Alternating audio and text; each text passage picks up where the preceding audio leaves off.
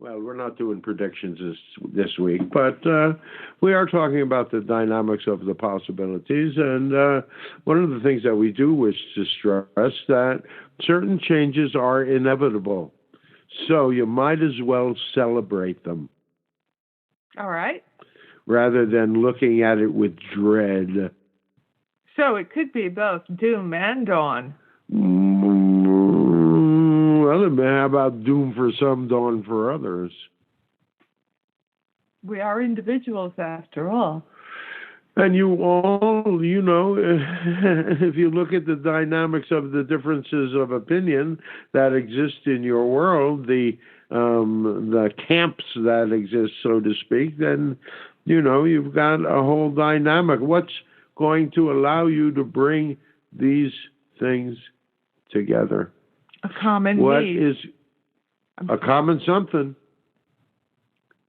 A common something. It's going to require some sort of shock to awaken, or some sort of, what shall we say, undeniable dynamic that will awaken all of you. But then you've got to decide whether you're actually getting the straight information or you're getting biased information that is sought to steer you in one direction or another. Well, there is that question now of almost any bit of... And so the easy answer is anything that does not answer, does not speak to all sides of a dynamic. Is potentially manipulation or being steered. Well, or there's someone is trying to win. Someone is trying to win. There you are being toyed with. And emotionally, in many ways, that's what's going on right now. You're being toyed with both, but the difference is one is altruistic and the other is not. The ways that you're being toyed with. You're going to have to explain a bit of that. Guess what? Look at Twitter. Mm-hmm. Look at Donald. Mm-hmm. You're being toyed with. Yes, he's masterful. Right? Oh, very masterful. And if you look at it as a dynamic of entertainment, it will serve you all much better. Because what he's seeking to do is to keep people off balance by his levels of outrageousness. And if you notice, the outrageousness in and of itself hasn't really increased much. No, it's been a kind of a steady flow of... Well, keep so many in your world off base. So many that are politically correct. So many that are,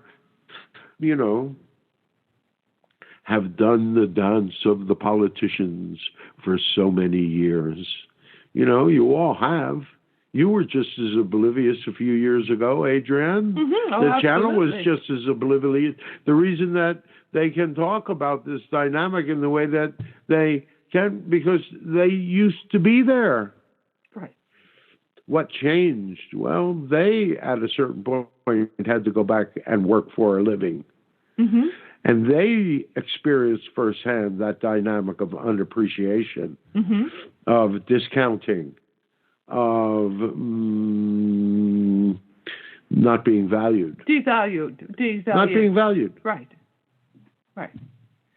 Well, we did. So we know both sides of the coin. And so, why do you keep, Adrienne, as an individual, since we don't have anybody on the phone that we can harass? And we'd love to. You'd love to. Yes. We find plenty of fodder here in the room with us. Yes. So you're asking me, you said, Adrienne, you as an individual. Well, if you look at this dynamic, what would your solutions be? What would your dynamics of interpretation be? You're into this whole thing. You keep doing the dynamic of, maybe we can mitigate this whole thing. This is a dynamic of energy that has momentum behind it. Why does it have momentum behind it? Because it's been thousands of years in the making. Yes. Remember last week you asked us the question, why did we go all the way back to Genghis Khan? Mm-hmm. Because the energy began all the way back in that area as humanity began to develop more and more of a dynamic of civilization. You were in the early parts of your adolescence, black or white, either or, power over, stronger, weaker, better than, less than. Mm-hmm. Well, hopefully you've become a little more sophisticated since then. Mm-hmm. Mm-hmm. But some of the reflections in your world would say, nay. And if the energies that, some of the more primitive energies, some of the more adolescent energies that exist there, neocons, these dynamics of destroy, right. win at all costs, it's adolescent. Well, it's about pieces of self that haven't grown up. Yes. And I've been thinking about that movie, not remembering the name this morning, but with the computer that ends up being programmed and is going to start annihilation of the whole world. There's some younger folks who are central in the final bit that the computer figures out is the only way to win is to not play. That's War Games. War Games. Yes. That was the movie. Yes. With a very young Matthew Broderick. Yes. Very young. Very young. So I try to keep that as a mantra because there are times I get triggered from either the left or the right. I've walked with both shoes a mile. The problem is that you have to play because you exist in the physical reality. So you have to play to a certain extent because this is the reality that you share.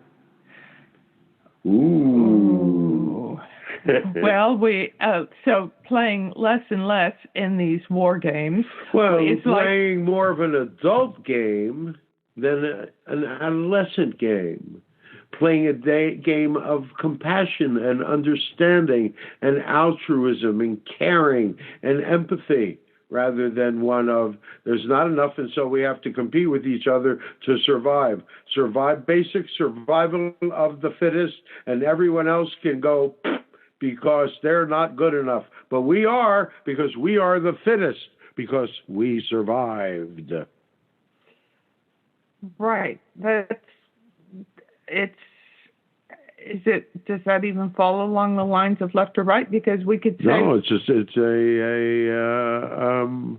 a societal Darwinism. It goes across all realms of society at this point. So if you have to, it's a very limited idea. If you think about it, there's much more sophisticated ways of thinking about human interaction than kill or die. Yeah, there are. But it's part of those unquestioned beliefs that you don't even realize that you have. Well, that's why 3 hours now we're going to be devoting to the dynamic of saying, wake up and look at the other sides. There are more opinions than just your own, and perhaps you might find some logic and understanding in them. Right? One side you have the logic and reason, and the other side you have the emotion. You can't have one without the other. Right.